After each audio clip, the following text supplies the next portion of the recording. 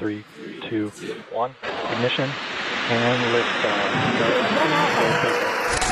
अंतरिक्ष में एक बार फिर भारत इतिहास रच चुका है। शुक्ला जी का बेटा पहुंचा 7 समंदर पार, जहां आज हम आपके लिए एक बड़ी खबर लेकर आए। ये खुशखबरी है। नासा का एक्सियोम 4 मिशन कई बार टलने के बाद आखिरकार लॉन्च हो चुका है और इंडियन एयरफोर्स के विंग कमांडर शुभांशु शुक्ला ने इस मिशन की कमान संभालते हुए अपने साथी एस्ट्रोनॉट्स को इंटरनेशनल स्पेस स्टेशन पहुंचा दिया है। इसी के साथ शुभांशु भारत के वो पहले एस्ट्रोनॉट बन चुके हैं जिन्होंने ISS पर कदम रखा है। लेकिन क्या आप जानते हैं कि ISS से डॉकिंग के वक्त शुभांशु की धड़कनें तेज हो गई थी, क्योंकि इस दौरान दोनों अंतरिक्ष यान 27,000 किलोमीटर प्रति घंटे की रफ्तार से पृथ्वी के चक्कर काट रहे थे और एक छोटी सी गड़बड़ी से भी ये स्पेसक्राफ्ट इंटरनेशनल स्पेस स्टेशन से ही टकरा जाता और करीब $150 अरब के घाटे के साथ वहां सभी मौजूद एस्ट्रोनॉट मारे जाते। लेकिन शुभांशु ने बिना किसी मिस्टेक के सक्सेसफुल डॉकिंग कर ली और ISS पर भारत का तिरंगा फहरा दिया। लेकिन क्यों होती है दो स्पेसक्राफ्ट के बीच की डॉकिंग इतनी ज्यादा खतरनाक? नासा ने इतने इंपॉर्टेंट मिशन के लिए एक इंडियन पायलट को ही क्यों चुना और शुभांशु स्पेस स्टेशन पर कितने दिन रहेंगे और क्या काम करेंगे, जानेंगे इस वीडियो में। लेकिन उसके पहले अगर आपको एस्ट्रोनॉट शुभांशु शुक्ला पर गर्व है तो जल्दी से वीडियो को लाइक कर दीजिए। 25 जून 2025 नासा का एक्सियोम 4 मिशन कई बार पोस्टपोन होने के बाद आखिरकार लॉन्च के लिए तैयार था, जिसे एलॉन मस्क की कंपनी स्पेस एक्स के ड्रैगन स्पेसक्राफ्ट में इंटरनेशनल स्पेस स्टेशन पर भेजा जा रहा था। अमेरिकन टाइम के मुताबिक रात के करीब 2:30 बजे 4 एस्ट्रोनॉट्स इस स्पेसक्राफ्ट में सवार हो जाते हैं, जिनमें मिशन कमांडर थी पैगी विट्सन, मिशन स्पेशलिस्ट थे पोलैंड के साउस उजनास्की और हंगरी के टिबोर कापू, जबकि पायलट के तौर पर इस मिशन की कमान सौंपी गई थी इसरो के इंडियन एस्ट्रोनॉट शुभांशु शुक्ला को। चारों एस्ट्रोनॉट्स कमांड सेंटर के साथ अपने रेडियो का कनेक्शन और बाकी इंस्ट्रूमेंट चेक करते हैं और मिशन पायलट शुभांशु सीधा लॉन्च बटन दबा देते हैं। फिर शुरू होता है काउंटडाउन 5, 4, 3, 2, 1 और स्पेस एक्स का फाल्कन रॉकेट इनके ड्रैगन कैप्सूल को लेकर हवाओं को चीरते हुए अंतरिक्ष की तरफ उड़ान भरता है। सिर्फ 1 मिनट में 1000 किलोमीटर प्रति घंटे की रफ्तार पकड़कर 8 किलोमीटर की ऊंचाई तक पहुंच जाता है। लेकिन सबसे मुश्किल चीज थी 100 किलोमीटर की ऊंचाई पर पृथ्वी का वातावरण पार करना, इसलिए कमांड सेंटर में सबकी धड़कनें बढ़ी हुई थी। करीब 3 मिनट में रॉकेट अपने फर्स्ट स्टेप को पूरा करके बूस्टर्स को रिलीज कर देता है और सेकंड स्टेज इंजन बर्न शुरू होता है। अब रफ्तार 6000 किलोमीटर प्रति घंटा और ऊंचाई 90 किलोमीटर तक पहुंच चुकी थी और देखते ही देखते ड्रैगन स्पेसक्राफ्ट पृथ्वी के वातावरण को पार करके स्पेस में पहुंच जाता है और हर तरफ तालियां गूंज उठती है। अब नेक्स्ट स्टेज था पृथ्वी की 200 किलोमीटर की ऑर्बिट पकड़ना, जिसके लिए इंजन के अगले स्टेज शुरू किए जाते हैं और वातावरण के घर्षण के बिना अब ये रॉकेट आसानी से अपनी रफ्तार बढ़ाए जा रहा था।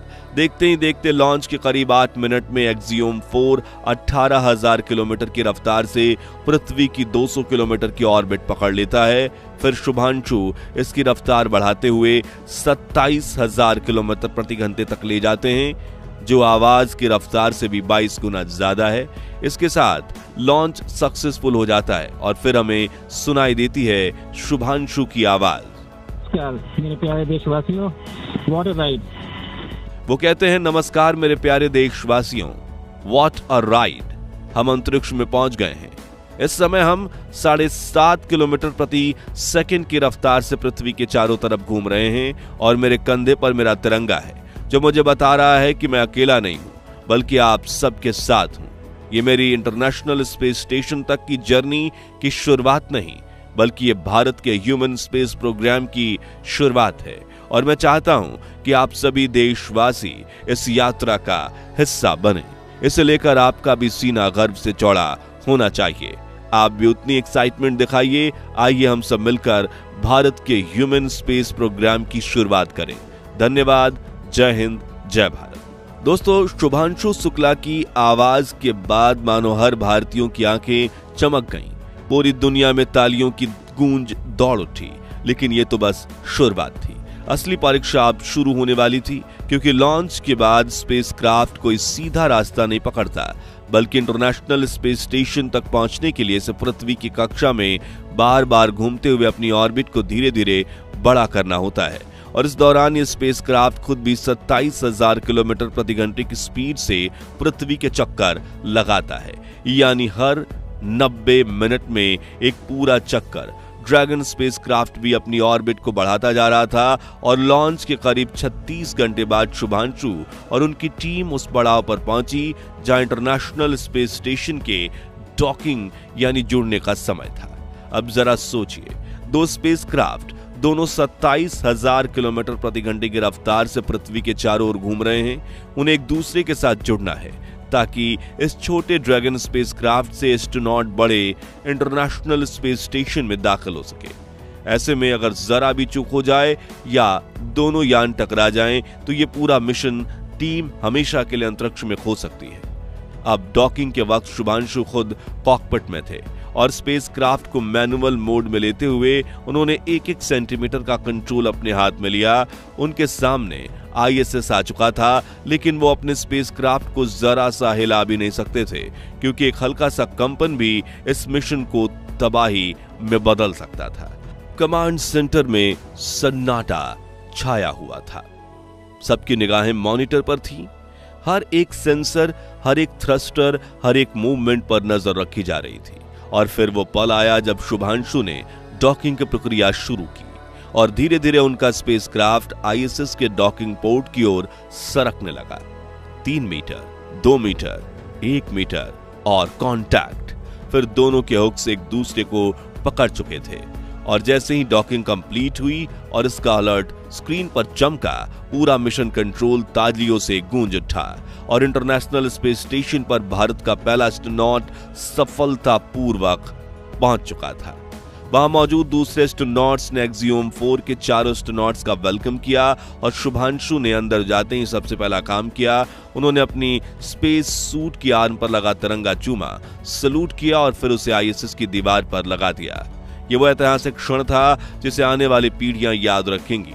अब शुभांशु शुक्ला और उनकी टीम करीब 14 दिन तक इंटरनेशनल स्पेस स्टेशन पर वैज्ञानिक रिसर्च, बायोमेडिकल एक्सपेरिमेंट्स और भारत अमेरिका के साझा मिशन पर काम करेंगे, जिसके बाद शुभांशु फिर से ड्रैगन स्पेसक्राफ्ट की कमान संभालते हुए अपने क्रू को धरती पर सही सलामत वापस ले आएंगे।